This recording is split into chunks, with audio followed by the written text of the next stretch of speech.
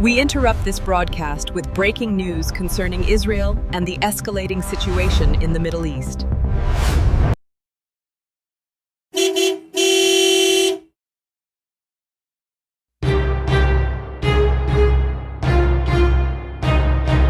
Shalom, this is Hakam Yara ben-Emmett again with another incident report from TWSI Middle East News Service, hosted by none other than my company, the Torah Watchman Show International, 501c3 organization. I ask sincerely for your tzedakah, teshuvah, charities, because I'm a registered company based out of Maryland, registered with the IRS. Anything, if you're a U.S. based citizen, anything you want to give to a charitable organization, you want to just get something off your heart, I'll have my PayPal link at the beginning of this video. Just pause it and scan it by your phone and go to the website. You'll find my PayPal account. And it's very easy to give $5, $10, or whatever you feel calling in your heart to give. And this money will go to feed the starving in Africa and the needy in India, essentially, primarily. Hope everyone's well. Well, what's new in the news today? Well, August 17th, as of yesterday, was a milestone of failure. What am I saying? Well, the brokered memorandum of understanding, what that was completed in Islamabad, Pakistan, approximately 60 days ago. Well, it reached the deadline of inactivity. So that was a drop dead date. And our president has promised no extensions of this MOU. They had their fair chance. And there's no planned negotiations at this time. However, behind the scenes, I already reported on this yesterday in my previous video account, is that evidently, from appearances at least, Oman and Iran, the IRGC, have met in closed door, dark channel kind of settings to trying to reach their own internal agreement. What about? Was it to meet the U.S. requirements for disengagement of the Strait of Hormuz, or the release of all nuclear fissile material that remaining in Iran to international and U.S. inspectors? No, none of that. It was about wheeling and dealing and raising toll fares between Oman and Iran for passages, international ship navigation through their strait to pick up oil and cargo back and forth. When these are international waters, folks, and every nation in the world is welcome to use their ship, their licensed ship, to come through there. They all have transponders on them. They're all legal, legit. But Iran and Oman, I get this, in collusion and some sort of business agreement that's outside of scope of the U.S. bargaining, with Jared Kushner and Steve Witkoff and Saudi Arabia and the others, to agree among themselves to share the wealth and the glory of command and control of the strait, to collect fares, fees, and tolls off every ship that comes through that strait. So that's what's happening. There's a lot of unrest. We have all the chess pieces on the board now. We have hostilities. The market is scared. You can see the stocks are flatlining, if not going down. The price of barrel oil today was approaching $92 a barrel, essentially for crude. So that's happening, and that's also contributing to a rise of inflation in the United States, since we're part of the world economy, for everything from milk, flour, eggs, and so on. Because it costs money to transport anything from the East Coast to West Coast to your favorite store. Even Amazon Prime, they want to openly admit that. They've had a lot of vendor delays in their promised shipping of overnight or 2 or 3 days, and it takes weeks, or even they cancel the shipment because they can't work with the vendor and they don't know what happened to your products you bought, they also have a surcharge behind the scenes to help pay for the transportation, because these Amazon trucks, big rigs, they have to make their money too, right? So that's happening all because of the nexus of things that's happened in the Middle East. To give you a short summary, Epic Fury ended short of its desired goals. When I say short of its desired goals, short of Israeli desired goals. Because President Trump decided at some point, I guess his military advisors or someone told him, hey, we reached 85% of all available targets that we can see and find have been either severely degraded or destroyed.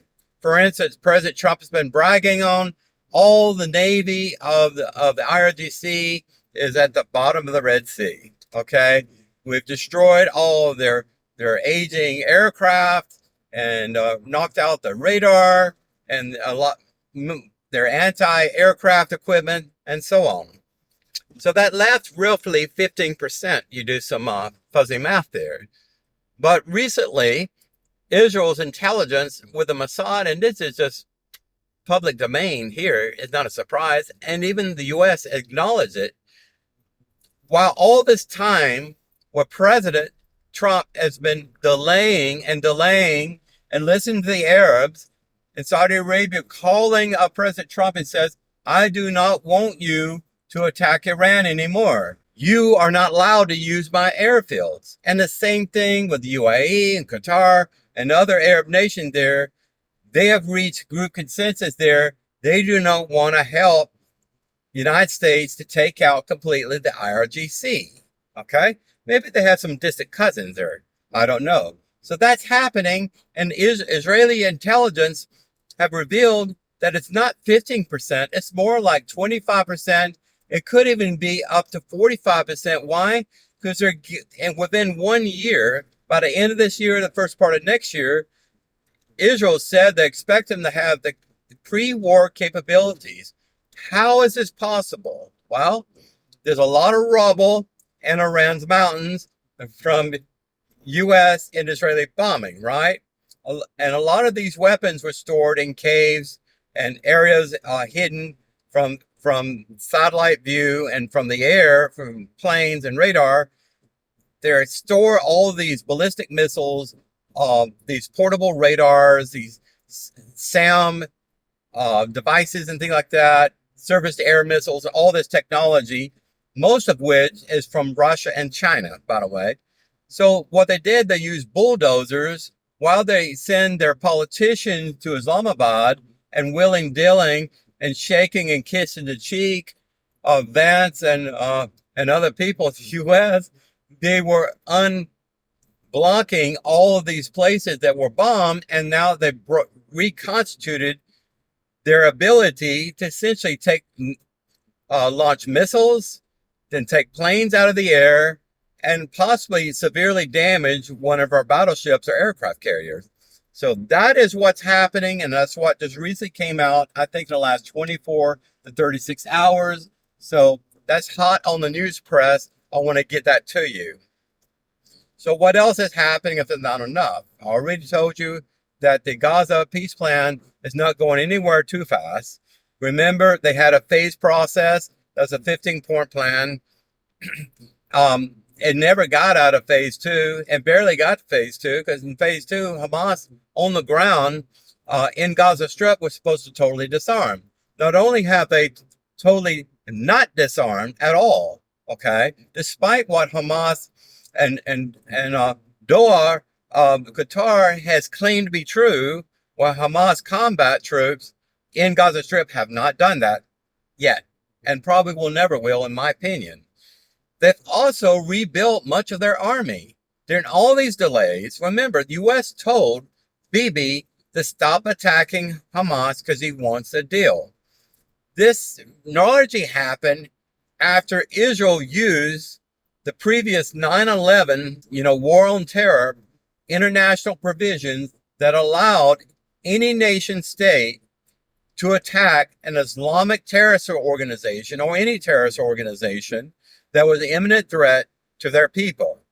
And Bibi used that provision, so he attacked Hamas leadership in Doha, Qatar. Of course, that's sovereign territory of Qatar, and Qatar has been well known and is very problematic with our Pentagon and even our president to hosting and sponsoring an Islamic terrorist organization, Hamas. So I got Bibi in a lot of trouble, got his pants on fire, and our president became very angry with him, started cursing, profanities, vulgarities, and everything else. Anyway, told him to stop fighting Hamas. Last year, he told Israel to stop fighting Iran after the President Trump sent the stealth bombers there, B-1 bombers, I believe, B-2 bombers, and bombed those nuclear sites. Well, he wanted a deal then. So making a deal, any deal at all, even a bad deal, is more important than finishing your military goals. Have we not learned anything in our history? We're still at war in South Korea, and we left before finishing the war in Vietnam, and we know what happened with that. We spent 20 years in Afghanistan, and Biden, through cowardice, decided to evacuate all of our troops from there and give back all the military weapons we had there at Bagram Air Base to the Taliban. So we continue doing these stupid things. This has a multiplier effect, folks, in the Middle East, because many people, I'm trying to say, theorists or people that love eschatology like I do, predicting the future, talking about Gog and Magog and everything else. This is a powder keg, and it could lead to World War III, because Russia's involved, China's involved, every Arab nation is involved in this, every terrorist organization is engaged, and the center point there of contention is Israel, little Israel. So you add all this together, the result of that calculation there, you have something that is not very flavorful for the taste and does not smell. It's not something you want to write home to mom about. It is quite awful and very dangerous. Think about your children. Think about your grandchildren. The country is heavy in debt. We have less than half of the weapons that we had available pre-Iran wartime. Everyone is admitting this to be true. That's part of the reason, other than politics and the midterm coming up, why we ended Epic Fury early. That upset Benjamin Netanyahu greatly. And as far as all the diplomacy and everything going on, like in Syria, I already told you that Benjamin Netanyahu, by Mossad intelligence, he found out that Turkey was moving troops and technology to a major air base in Syria. So they took that base out and destroyed a lot of assets there. That made Turkey very angry.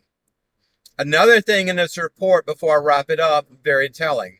Have you heard about the Mecca Defense Plan or Coalition or Agreement? I'm not sure the exact name. But anyway, what's happening, that Pakistan, Saudi Arabia, and other Arab countries, Jordan, Turkey, have all came together and said, we have a mutual defense security pact with each other. And you would think immediately that's because of Iran, but in Ankara, I think Turkey, they never, where the agreement was signed and ratified, they never wrote down what the target was, what the adversarial force was. So you could just fill in the blank there. If it's not Iran, there's another country in the English language begins with an I, and that has to be Israel. So that's happening right now. Something else very disconcerting too is what's happened recently. Jordan and Egypt have signed an agreement between them. Another military agreement economic agreement, and so on. They want to assure that they are keep Israel in check. So you have all this going on. You have the NATO nation of Turkey coming out, not covertly, not rumor or that kind of thing, but being very overt in saying that they want to take over Jerusalem. They want to liberate the Palestinians. They want to resume the Ottoman Empire, that kind of thing. This is a NATO nation, and they're totally against the U.S. standing policy about their support of Israel. So have all these things happening. A normal person would be concerned about their pocketbook, their taxes, the economy, the inflation. A Jew living in America in the diaspora may be very anxious and concerned. It does worry me. I don't want any more Jews to die. Dozens of Israeli Jewish civilians died in the last Iran conflict, in which Iran launched all their missiles at civilian targets. We have lost soldiers because of all of this. Our generals are in chaos and trying to decide what the best plan forward is. We have midterms coming up. Anytime when the president of the United States disapproval rating is greater than 50%, you have to stop. And you have people in the GOP, Republican Party, running for office, and they're not sure they want Donald Trump to endorse them anymore. And many people have serious concerns of the Democrats, the new communists there, taking over the House and abolishing the Senate. At the same time, you have the election going on in Israel, and Jared Kushner and Vance and President Trump are betting, like a lottery, they're betting on a new person that will be prime minister that will kiss the U.S. butt and be welcome to be the 51st state of the United States, like Israel, who divorced themselves recently with that. Well, shalom alaikum, Hakam Yarabim, signing out until the next time. God bless you. Peace. Don't worry. Don't let your heart be troubled. Trust only in God, for he loves you. And if you can see the sun or moon in the sky, if you can count the stars of the heaven, you know that God's promises are eternal with Israel, and are eternal with his promises to make Abraham's descendants as numerous as the stars of the grains of sand on the seashore. Take care.